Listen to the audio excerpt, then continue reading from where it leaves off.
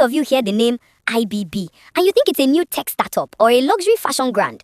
Some of you see a gap-toothed man in a white babariga on TV and wonder why your parents suddenly start shaking their heads or sighing deeply.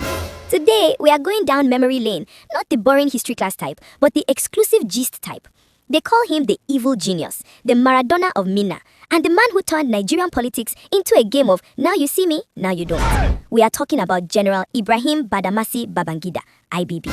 If life were a video game, IBB would be the final boss that everyone loves to play, but nobody can truly defeat. Grab your seats, because we're about to analyze the rise, the fancy dribbling, and the ultimate red card of the man who ruled Nigeria for 8 years and then stepped aside, literally. Let's have it. For my Gen Z fam, who know Messi and Ronaldo, but maybe not the original Diego Maradona. Maradona was an Argentine footballer who could dribble past 10 players, score a goal with his hand, the hand of God, and make the referee smile while doing it. IBB was the political version of that. He was a master of the game. He could tell you yes today, no tomorrow, and maybe on Friday, and you would still say, thank you, sir. Let's start from the beginning, before the white caps and the gap-toothed smiles.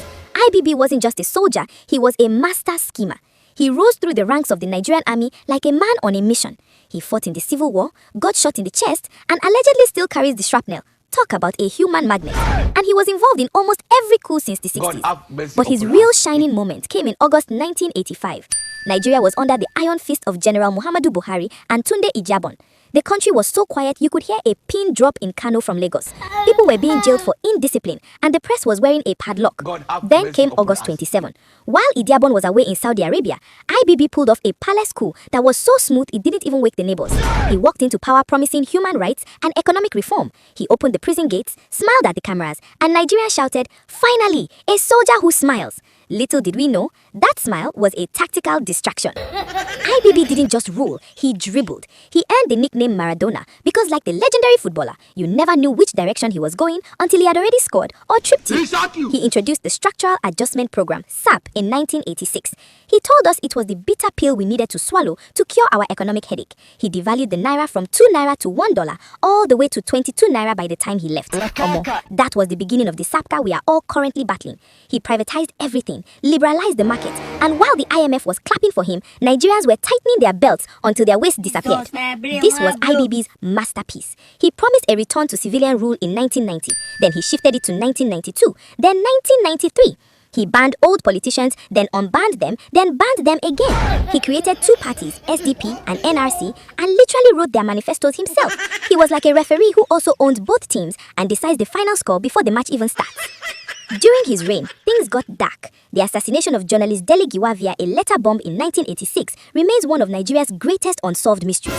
Then there was the execution of his best friend, Maman Vatsa, over an alleged coup plot. Even after Wole Soyinka and Chinua Achebe begged for mercy, IBB still pulled the trigger. That was when Nigerians realized that the gap-toothed smile could turn into a cold stare in a heartbeat. Now, let's talk about the ultimate dribble that finally led to a red card. On June 12, 1993, Nigeria held what everyone, including IBB himself in his 2025 autobiography, admits was the freest and fairest election in our history.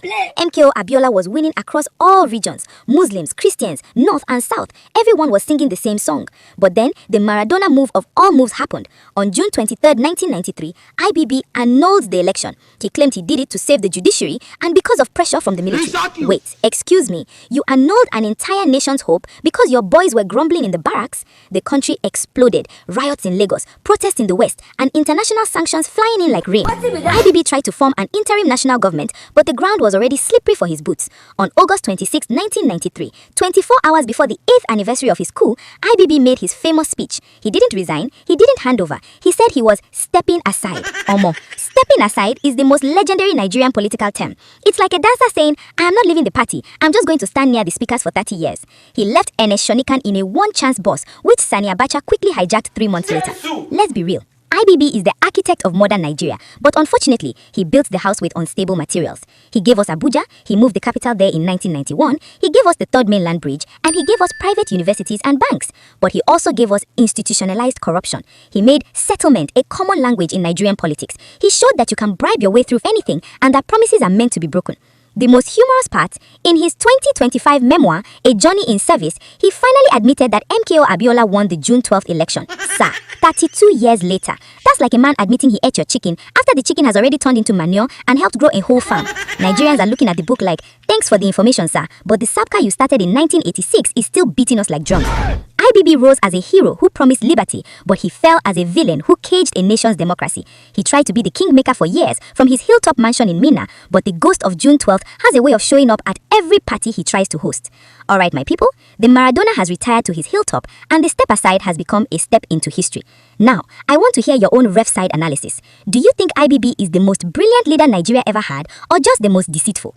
If he hadn't annulled June 12th, do you think Nigeria would be a first world country today? What do you think about his recent confession in his autobiography? Is it remorse or just clout chasing in his old age? Drop your comments below. I want to see the history student and the gist lover energy in that comment section.